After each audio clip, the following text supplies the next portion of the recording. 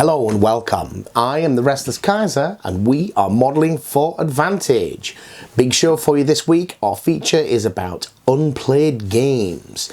Many of us over the years have bought games, been inspired and never got round to playing them. And today we're going to have a look at some of the games from our collection that are in exactly that situation. Just a reminder of what we've been releasing recently.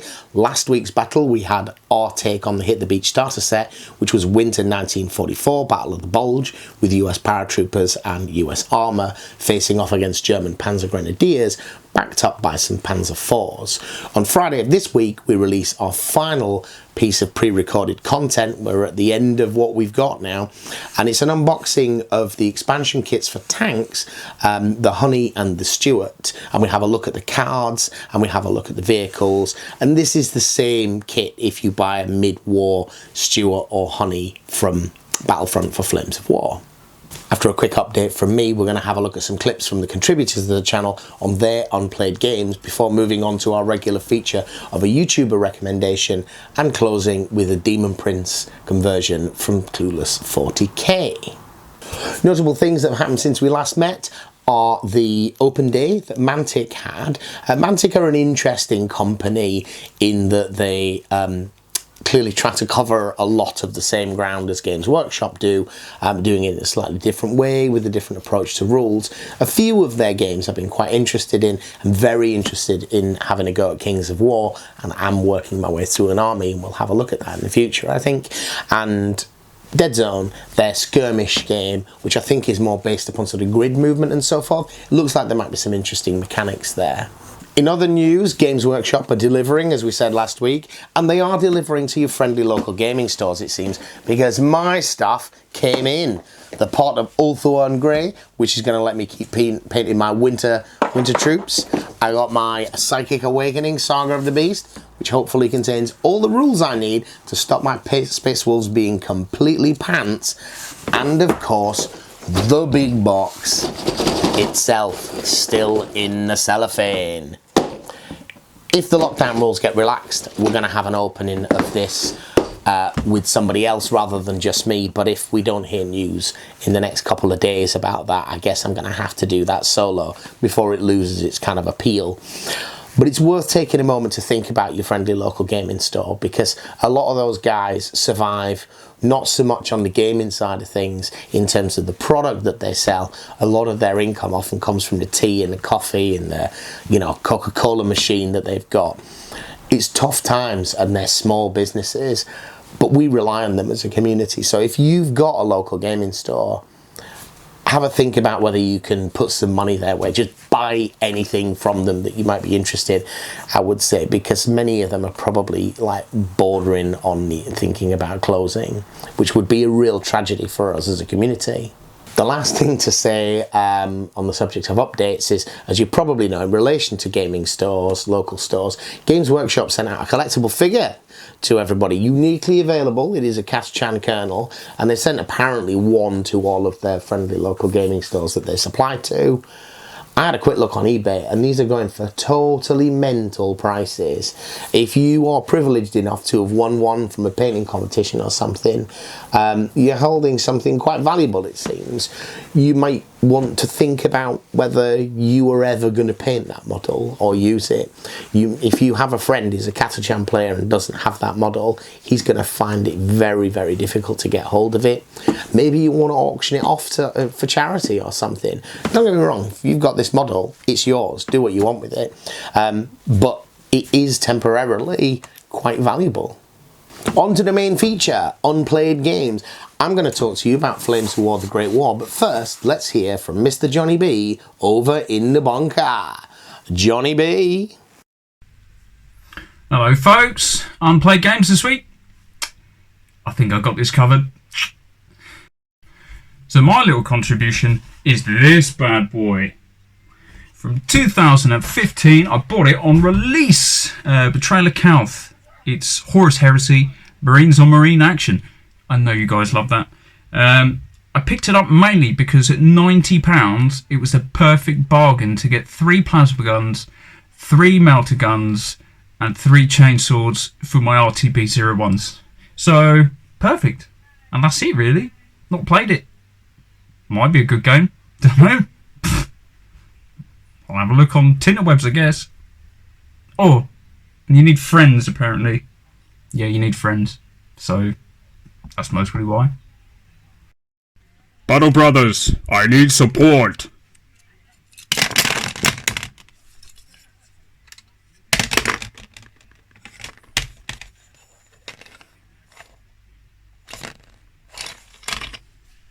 Thank you for that, John. I think a lot of people bought that game and never played it. There was an awful lot of interesting miniatures in it, which you seem to be getting a lot of enjoyment out of.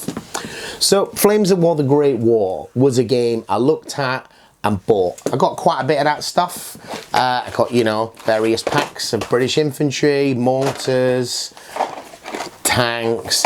It's a fairly comprehensive range. I think it came out for the sort of 100th anniversary, maybe 2014 or thereabouts. I thought, oh, you know, some new stuff coming out, nice models. Have a look at that. And then never got round to playing it. Combination of reasons. At top of the list was other people not being interested in playing it particularly, but more on that in a moment. Let's hear next from Mr. James Workshop. Hello, this week's topic is games that we own but have yet to play. I'll be taking a quick look at the Spoils TCG, what the game is about, and why I own it but have yet to play it. Let's have a look. So, once upon a time, I was part owner of a friendly local gaming store. My partner is still there and still owns it, the excellent Argy Count in Luton. I bought this little lot from a supplier for around £45. They weren't closing down or anything, it just seems as though they were trying to get rid of a stock of a game that they no longer sold.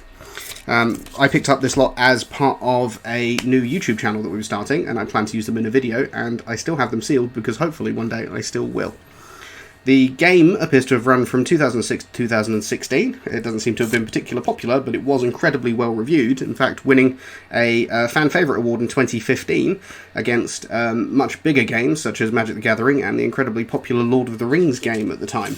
Most of the stuff I have here is from the middle of that time period, around the 2007-2008 period, but I also have this item, the Decade of Decadence, which is a little bit sad because it was both their 10th anniversary release product and it was also their final product that they ever released. They leaned into the lewdness a little bit on this one, and it sadly turned out to be unpopular because the new cards that they put into the box were actually really very bad. They even had to go as far as to put a parental guidance sticker on this one, and you can now find it for about 11 quid brand new. So that was a very quick overview of the Spoils TCG game and my history with it. Thank you very much for watching, and we'll see you all next time. Thank you for that, James. If you ever decide to crack the cellophane on those boxes, I'd be interested in having a look. So, Flames That Wore the Great War. I got the stuff, I bought it, I made a start. I read the rulebook, I based some minis, primed them, put some texture on, started to think about painting them, and then stopped to have a peek at the rules. And this was where it started to go a little bit wrong for me, really. The orders of battle that they provided, or the army lists, were quite interesting, but they seemed very heavily focused on tanks. And that's a bit of a tragedy for me. The First World War saw literally thousands of Allied tanks being used towards the end of the war, and it saw maybe 20 German tanks being used, which is a little bit of a disappointment. But the missions that they provided in that book that I had seemed very much about the British are going to be attacking with some tanks and the Germans are going to be defending, including some anti-tank guns. This isn't the First World War that I recognise. I'm not saying tanks weren't a part of it, but they were a relatively small part of it. It was about rifle and boot and bayonet, and in particular artillery. Anyway, let's have a look at our next feature. Next up will be Michael from Clueless 40k. Hi all, Mike from Team Clueless here. This week our glorious leader has asked us to talk about games that we've bought and never played. Now, looking into this, I opened my giant cupboard here to the side of me, and it turns out that I actually play more or less all of the games I buy. I've got no miniature games that I haven't played, so that's pretty good. So I found a board game. So, a board game I haven't played, Castles of Burgundy. I've opened it up, I've read all the rules, I've even kind of like put it all in little baggies in preparation of playing. I love board games, I've got multiple groups I board game with, and for some reason this has not got to the table. It's really highly thought of, it looks really good. Bought it I think 2, maybe 3 years ago now for my birthday, and have not played it once. So I'm going to attempt to get it on the table when all this problem is done. Hope you're all having fun out there. Take care. Thank you for that, Michael. And speaking of board games, let's hear from a newcomer to the channel, but certainly not a newcomer to the YouTube scene. We have Jason from Gaming Nights. Hey fellow gamers, I'm Jason from Gaming Nights, and this week's theme is Unplayed Games. I have quite a few of those, and I'll switch this camera around, show you what a couple of my pile of unplayed shame is, and hopefully get them onto the channel at some point. This is Fallout from Modiphius Games. I'm a massive Fallout fan. I loved the idea, miniatures game, can be played solo or multiplayer with all the different components from Fallout. Well, this is as much as I've seen, and same what you've seen, not played. Rune Wars from Fantasy Flight Games. This is set in the Terranoth world, rank and flank game. I love the Terranoth world. I've played all the other games, Runebound, Rune Wars.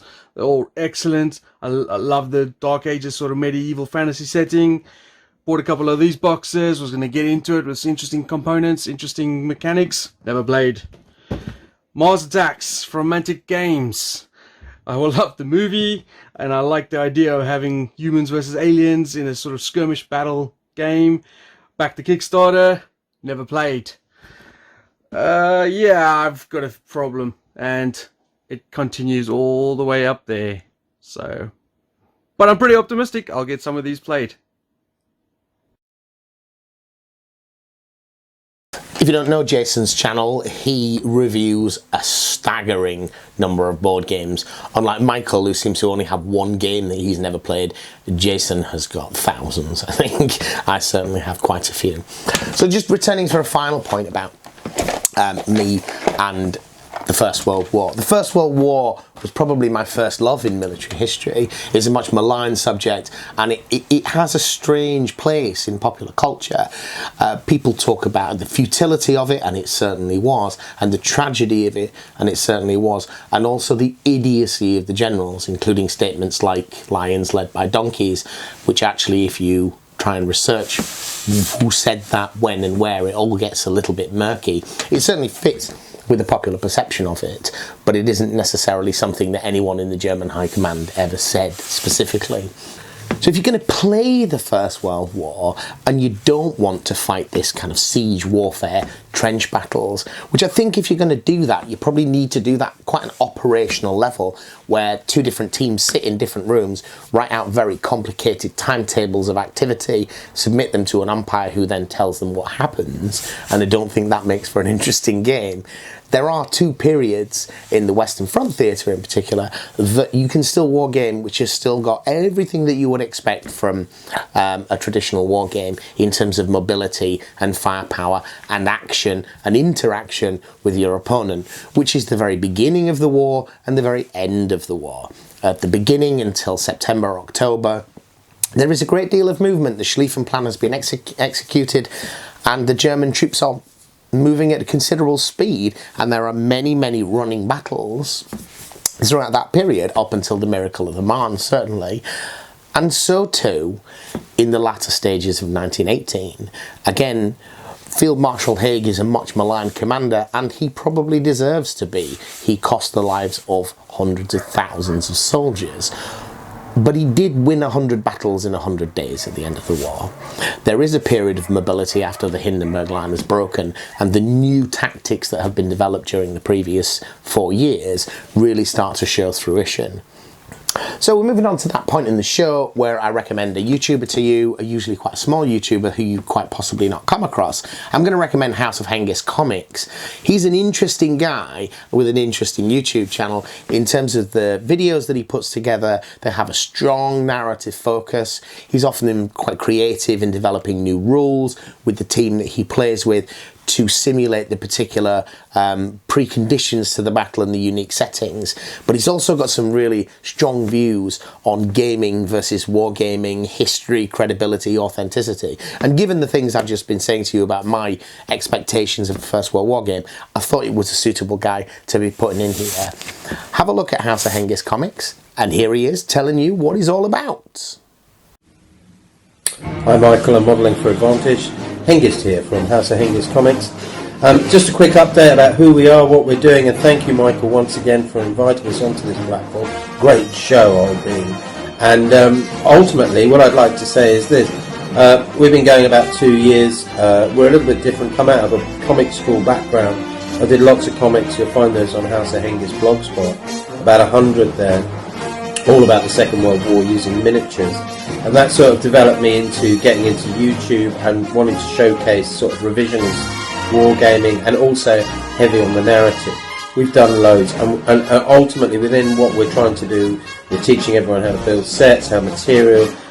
Our sets are pretty good by our own standards, could always be better though. And we're effectively doing narrative-based wargaming, following a sequence with over 100 videos now up on YouTube with the Norway and the Blitzkrieg campaign. So there's plenty to watch, lots of excitement, a big community growing around us as well in what we're trying to do, which is quite innovative and new. Much of what we've delivered was based out of, I suppose, many ideas deriving from Flames of War, and we keep those sort of basing conventions as such. And we're producing some rules called Achtung Panzer, which are going to be free for the community as well, to help people wargame particular battles. So it's not about lists, it's about what was actually there. And it's also about wargaming in itself, testing players under command, pressure tests, all the sort of things that wargamers, especially within a military context, basically face in terms of exploring and understanding decision making, developing new tactics and ideas, and all of that. And ultimately the big thing is, what have we learned from it? What can we deduce? Well, we've learned a hell of a lot already, and we're hoping to share that to the community. So best wishes, hard cheese old bean, and stay safe. Bye. Our closing piece for the past several weeks, we've been looking at Clueless Mike's collection of Demon Princes for 40k, and here's another one. Thank you. So at that point, I then decided I better get the most famous of all Demon Princes, or certainly the ones they had models out for. This is Be'lakor. Be'lakor is kind of the master of shadows. He's in fantasy as well as a named Demon Prince. He's known as the first Demon Prince, so the first human to ever be uplifted into Demon Princehood by the Chaos Gods. His model, though, is a little bit diddy. So I've got him there standing on a big chunk of slate, and if I stick him next to that, you can see the bulk difference there is quite large. But he's still a really nice model, really good detail in there. Because he's the Lord of Shadows, I've kind of like painted him in a very black and grey colour scheme. You can see him if I go around, he's got real good details. Now, unfortunately, this is a fine cast model, which I'm not a fan of. So if I hold the sword there, you can see it's a little bit banana shaped. And if you go on the side like that, you can see it's definitely banana shaped. And that's after quite a bit of straightening. But he still looks pretty cool, and I used him on occasion. I've taken him to tournaments and stuff. His rules go up and down as the editions change, but he's been a solid performer many times, and he's great fun to use. Really strong in close combat, and generally a pretty good caster as well. Well folks, that's about all we've got this week. Remember, coming up on Friday, we've got last of our pre-lockdown content, which is an unboxing of the Honey and the Stew expansions for tanks, 15mm skirmish game, but they're the same kits that get used in Flames of War and indeed any other 15mm game that you might want to see. And if you have watched all this way through and you are enjoying the content, why don't you have a think about subscribing to the channel if you haven't already, giving us a like, an old thumbs up there, and perhaps leaving us a comment. Have you got a question or have you got a criticism? Let us know. We're always glad to receive feedback. In the meantime, stay home, stay safe, take care of each other, and thank you for watching.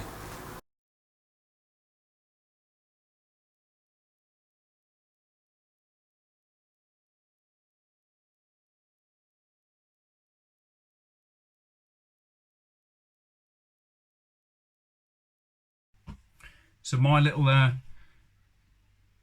penis. Hello, this week's video is a video. Isn't that nice? Is this the one? I wonder if this is the one. Hello, this week's video is games that we have purchased but have... Hello, this week's video is games that we own but have yet to play. I'll be taking a look at the Spoils TCG card game.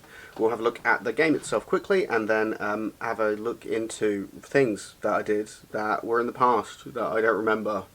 And I went and like changed my shirt and shaved for this, and I really nice. Take 45. That'd be quite helpful, especially on long runs. Yep. So now I am recording. So John, can you tell me what do you want to do with this fella here? Ideally, I'd like to move him just up into the corner there, so I can get a shot on your big head. Just there. Yeah. Just there. You happy with that? Yeah. Yeah. That'd be fine. As for the first move, second move, I think I'm actually going to just carry on down there. You're just gonna go down on him, yeah? Yeah, if you could. So my little penis